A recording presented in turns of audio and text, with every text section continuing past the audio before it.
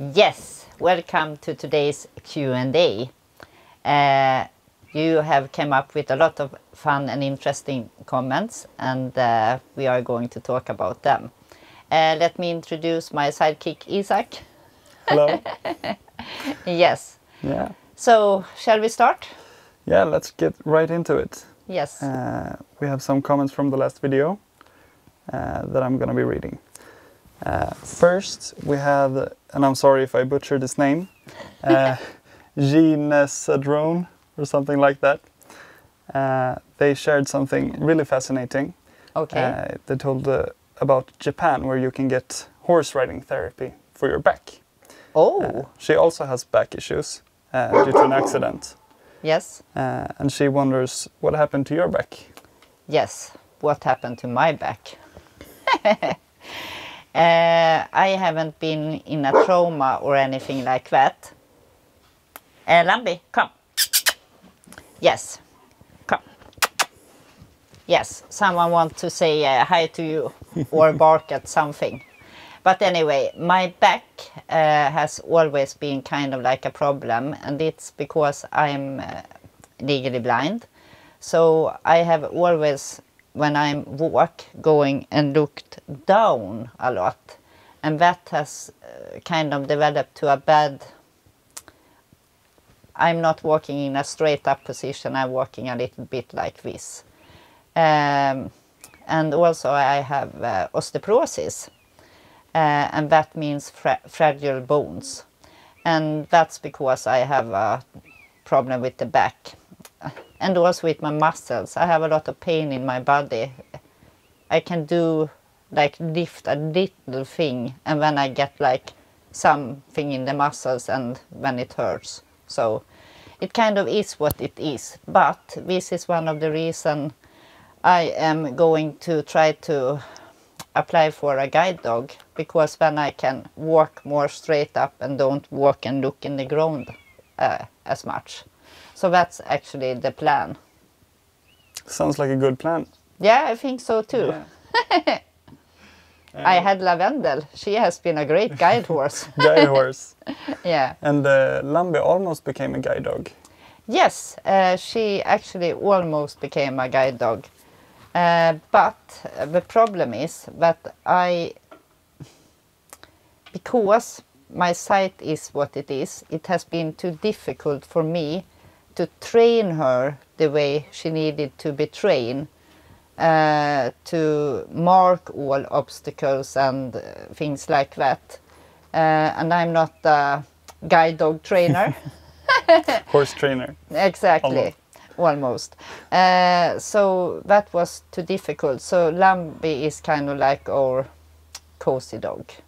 And she feels she has an important role as everybody on the farm, I think. Yeah. But she will not be a guide dog. No. Let's take another comment. Yeah. We have a channel member called Jovita Navarro. Oh. And he wonders, how did you get into horses? Yes, that's a really interesting question, actually. I think it's have a kind of silly answer. So when I was a little girl, I think I was kind of like 6 years or something. My father and I looked a lot at Macahan and the little house on the prairie. And I kind of loved the horses and the lifestyle.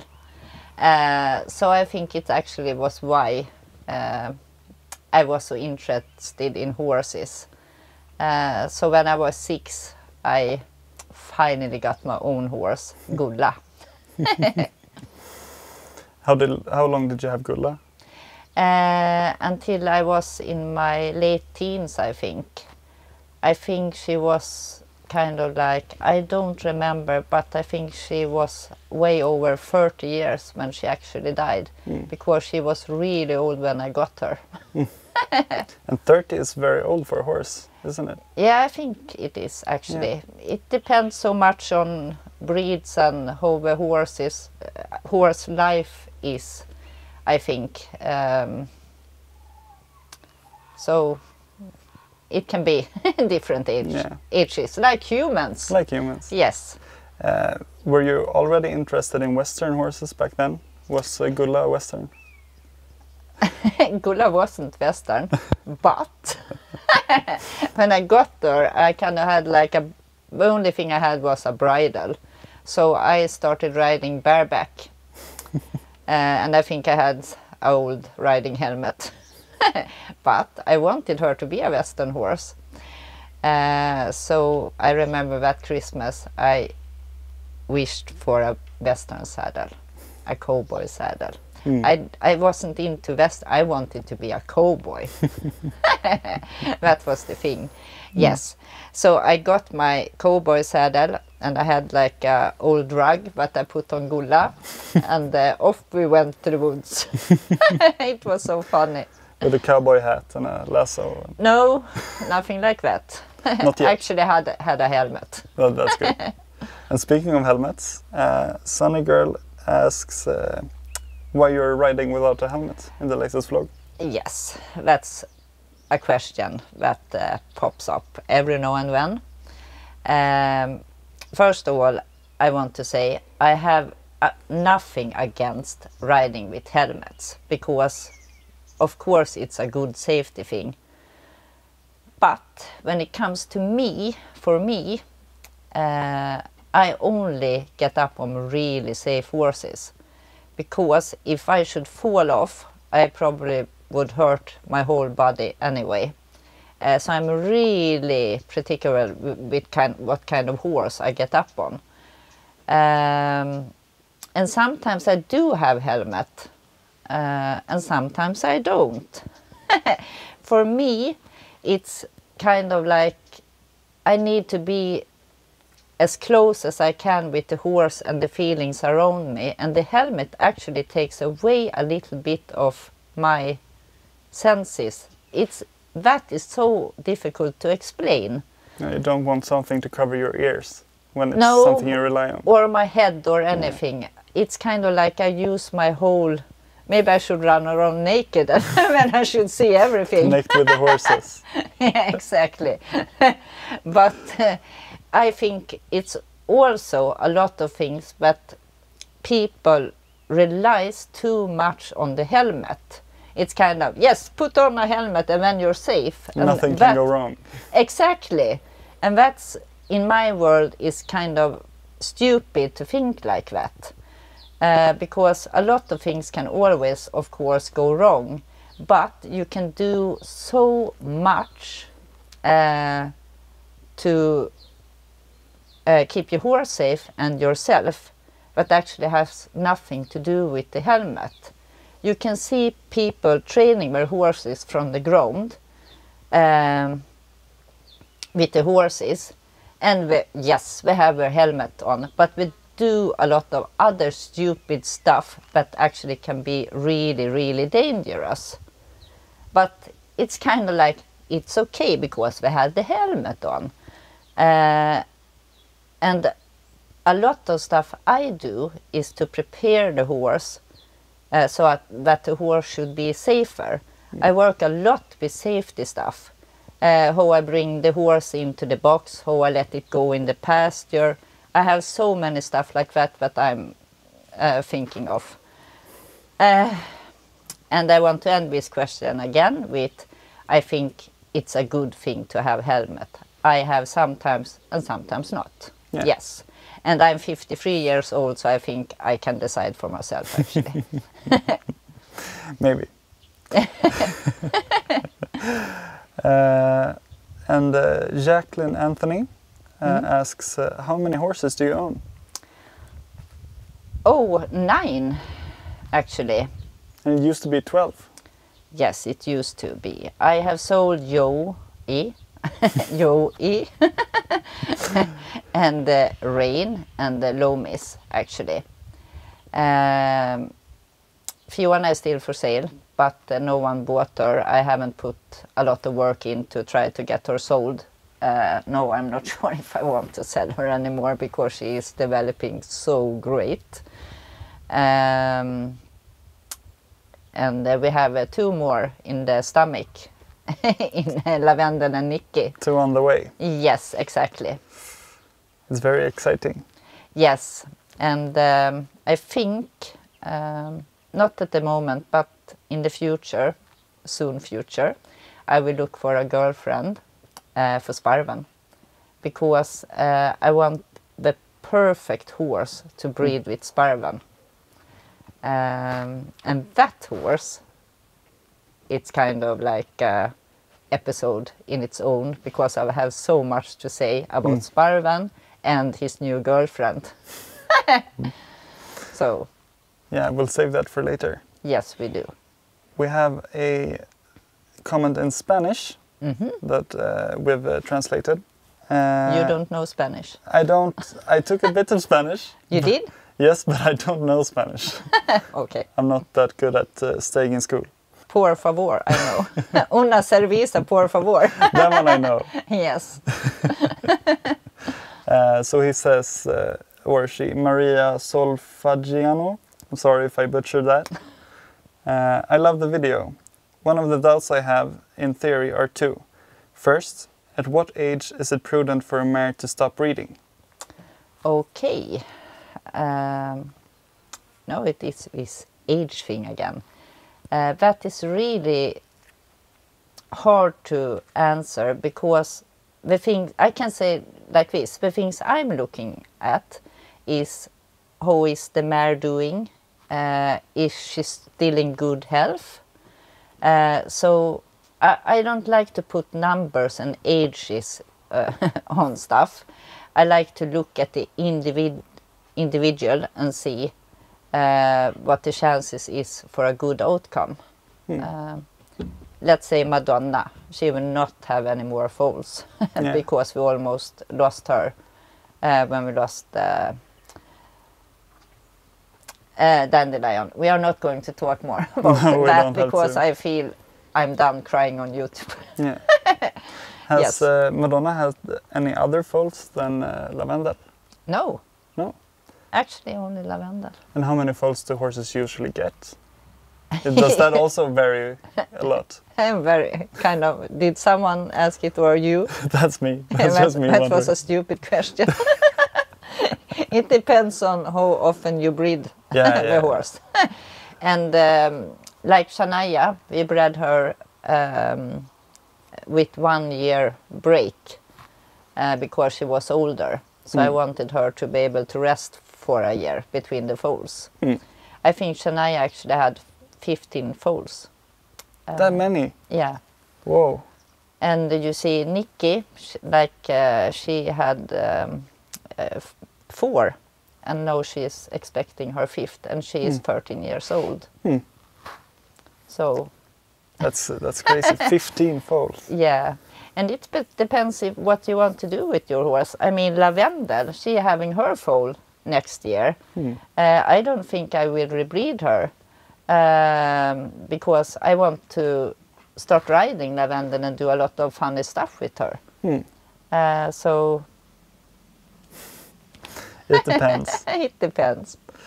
And continuing with Maria's comment. Yes. Secondly, at what age can a horse retire so that it can live out its old age in freedom? Yeah. So I refer to this age thing again, but not sure what she mean by freedom, because if it's kind of to let the gate open and run to freedom, or if you mean that you don't train the horse anymore. Because I think like this, as long as the horse is okay by being ridden and doing stuff with, it's okay to do it. And I think that you shouldn't look at when you stop training like that should be the freedom and the good thing, because the good thing should be you, the highlight of the day when you are coming to the pasture. That is what the horse should look forward to, spending time with you, not to go to the freedom. So, yeah, that maybe wasn't a good answer, but still it's my answer. Yeah. And I think that's good. Now we have picked out a comment that we think is the highlight of this week. Yes. And I think it's fitting that you read it. It's from Tiffany Jack, Okay. who has been a channel member for some time. Okay. Here you go. Thank you. I think it's kind of, I love all the comments that are coming in, and I think it's kind of nice if we actually read a comment that really was special. All comments are special, but this one is really special. Yes. Okay. This comment is on an older video. I think me and my 12 horses or something. Yeah, it was a short. It was a short? I think so. Okay. This must be an older video, but I have to say, it warms my heart. Gives me strength and makes me smile every time I watch it. I do think it shows almost every side of your personality. Shows your love for them, your caring nature, your training your horses, you even riding them, and you being silly. Yes, I am. Thank you for being you and allowing us to come to Sweden and visit with you and your horses. How nice wouldn't it be if we all could gather up in Sweden and hang out? Through all the good times and the bad times, most of all, thank you for being a pillar of strength and light in a world when often snuffs out the light in the most people and weakness a lot of people. Oh, I'm sorry, I don't have a good flow in this. All my love to the horses, the crew. That's you, Isaac. That's me. And Jesper. Your family, and last but not least, to you, my friend. Enjoy your weekend. This was really actually very beautiful written, and I think it's kind of summed up a lot of things. And it's kind of like comment like this that keeps us doing this, I think we can say. And it's truly unbelievable how many comments we get and how supportive everyone is. Yes, and from so many different countries. Yeah. That's kind of, I remember first time, oh my God, there's someone from Japan. Japan? Japan that have wrote something to us. It's truly unbelievable. Yes, it is. Especially when we've gone from making only videos in Swedish to now English. Yeah. It's the people that are from all over the world has exploded. Yeah. It's wonderful. But not all comments are fantastic, amazing, super comments. No, not. We have got some people asking, why are you touching their private parts on videos where you're examining Madonna's udder? Okay, private parts. Private parts. It's almost sounds a little bit. Sounds like something you get cancelled for. Yes, exactly like that. Okay, so why I'm touching Madonna's private parts? Of course I need to feel the udder, because if I didn't feel the udder, I wouldn't have noticed it was growing too early. You need also to be able to examine and look at the vulva. Maybe you need to clean it, and also the udder. And also I'm touching the private part of the geldings. Oh my God! This is a little bit silly and stupid, I think, because you need to be able to touch the horse all over the body, or even the private parts, because they can't do it themselves. And they can get hurt there or anything, like, I don't know, mosquito bites swelling up or something. And then you need to be able to take care of it. So, yes. That's all the questions we had for now. Yes, I think this was kind of funny. Yeah, me too. Yeah.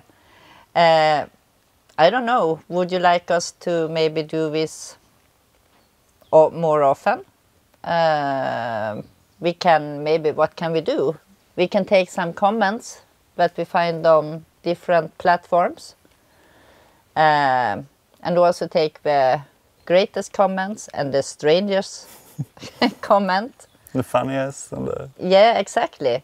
But, and also it would be nice to talk about specific topics, I think.